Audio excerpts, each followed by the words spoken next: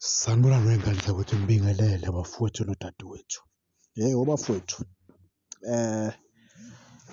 okubukeka ngathi i-Chiefs kunabadlali abala esithombeni esingasho nje ukuthi abawu-3 bakhona esibasayinile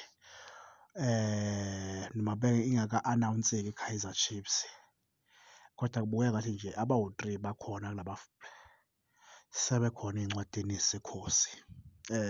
okuwu-Paseka Mago, abantu abamaziyo-ke ogijima kakhulu lapha kwiBhakaniya, ebekade egijima lapha kwezimnyama ngenkani, okuthiwa-ke nguye ongafunanga uku-renew-a inkontileka nezimnyama.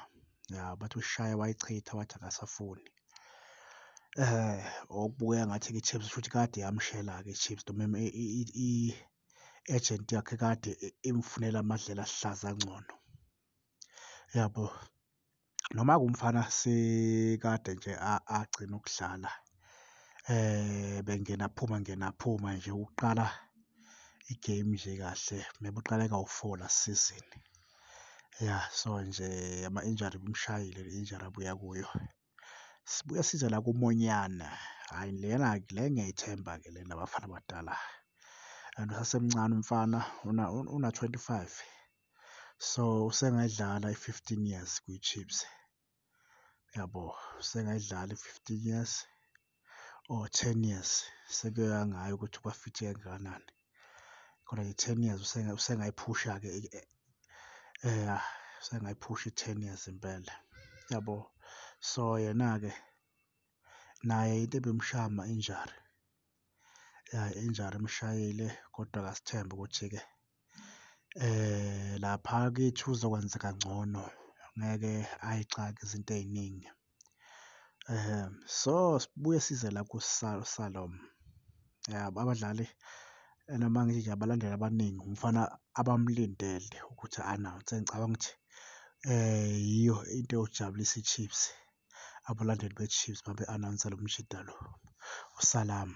Cha, umfana umdala uyadlala, cha, umnandi ebholeni, u-comfortable, ibhola ngeke ulithathe ey'nyaweni zakhe, umnandi nje, yabo. Umnandi nje, akusiwe nje umfana esingathi uyatengantenga, hhayi cha, lena imnandi iphelele, complete player, ya, complete.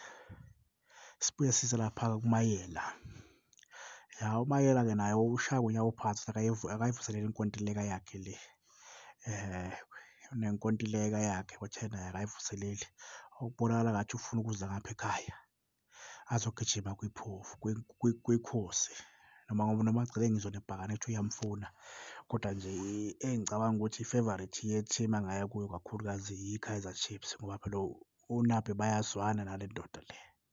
So asithembeni-ke ngane zakwethu ukuthi laba abantu abala esithombeni bonke sobabona next season, nibe kahle.